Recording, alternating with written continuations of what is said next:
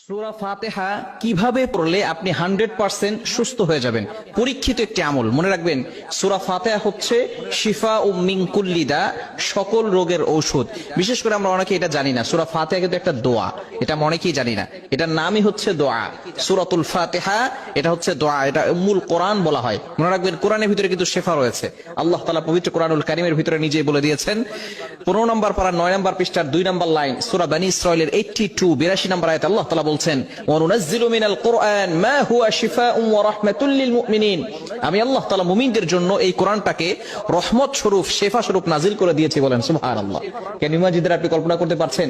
এই কোরআন কিন্তু আপনার জন্য শেফা। দুরারোগ্য ব্যাধি ডক্টররা বলে দিয়েছে যে আপনি আর কিছুদিন পরে দুনিয়া থেকে বিদায় নেবেন, তারাও এই আমলটি করে কিন্তু ফায়দা পেয়েছে। সুতরাং আপনি যদি আমলটি করতে পারেন, অবশ্যই আল্লাহর পক্ষ থেকে সাহায্য আসবে। আমলটি কিভাবে করবেন? সূরা ফাতিহা আপনি ফজরের নামাজের সময় অবশ্যই আপনাকে নামাজ পড়তে হবে। নামাজ না পড়ে আপনি আল্লাহর কোরআন থেকে কোনো ফায়দা পাবেন না। আপনি নামাজ পড়বেন না, আল্লাহর কোরআন থেকে কোনো ফায়দা আসবে না। ইয়াকিনের সাথে, বিশ্বাসের সাথে যদি আপনি আমল করতে পারেন, অবশ্যই আল্লাহর পক্ষ থেকে সাহায্য আসবে। বিশেষ করে আপনি ফজরের নামাজের সময় 2 রাকাত সুন্নত, 2 রাকাত ফরজ, সুন্নতের পরে এবং ফরজের আগে মধ্যবর্তী সময়, এই সময়ে আপনি প্রথমে 11 বার দুরূদ শরীফ পড়বেন। দুরূদ শরীফ বিশেষ করে সর্বশ্রেষ্ঠ দুরূদ হচ্ছে দুরূদ ইব্রাহিম। এছাড়াও আপনি আল্লাহুম্মা সাল্লি আলা সাইয়্যিদিনা মুহাম্মদ এতটুকু পড়তে পারেন, অথবা সাল্লাল্লাহু আলাইহি সাল্লাম এটাও পড়তে পারেন। তবে সর্বশ্রেষ্ঠ দুরূদ দুরূদ ইব্রাহিম, এই দুরূদটা আপনি বেশি পড়ার চেষ্টা করবেন।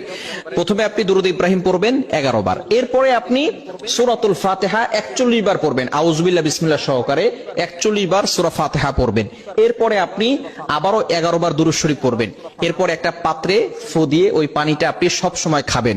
ইনশাআল্লাহ আল্লাহ পাক রব্বুল আলামিন আপনাকে সুস্থতার নিয়ামত দান করবেন। আপনি কল্পনাও করতে পারবেন না, যত ধরনের অসুস্থতা থাকুক না কেন, যদি আপনি আমলটা করতে পারেন এবং এই পানি আপনি খেতে পারেন, আল্লাহ পাক রব্বুল আলামিন আপনাকে সুস্থতার নিয়ামত দান করবেন। মনে রাখবেন, কোরআনের ভিতরে শেফা রয়েছে এবং সূরাতুল ফাতিহা হচ্ছে শিফা মিন কুল্লি দা। মৃত্যু ছাড়া কিন্তু সকল রোগের ওষুধ আল্লাহ পাক রব্বুল আলামিন সূরাতুল ফাতিহার ভিতরে দিয়েছেন।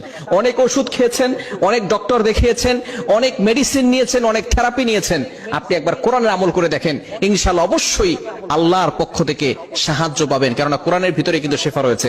কোরআনের একটা মুজিজা হচ্ছে, অন্যতম মুজিজা, কোরআনের পাওয়ার আপনি দেখতে পারবেন যে আল্লাহ তাআলা কোরআনের মাধ্যমে আপনাকে সুস্থতার নিয়ামত দান করবেন।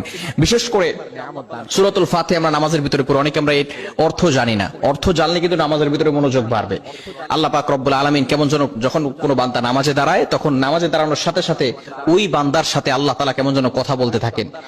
যখন বান্দা বলে আলহামদুলিল্লাহি রাব্বিল আলামিন, all praise is due to Allah, সমস্ত প্রশংসা একমাত্র আল্লাহর জন্য, সাথে সাথে আল্লাহ তাআলা বলছেন হামিদানি আবদি, my servant is praising me, আমার বান্দা আমার প্রশংসা করেছে। বলেন সুবহানাল্লাহ। আল্লাহ তাআলা বান্দার প্রতি কথার উত্তর দিয়ে থাকেন। এজন্য অবশ্যই আপনাকে চেষ্টা করতে হবে এই সূরাতুল ফাতিহার আমল করা।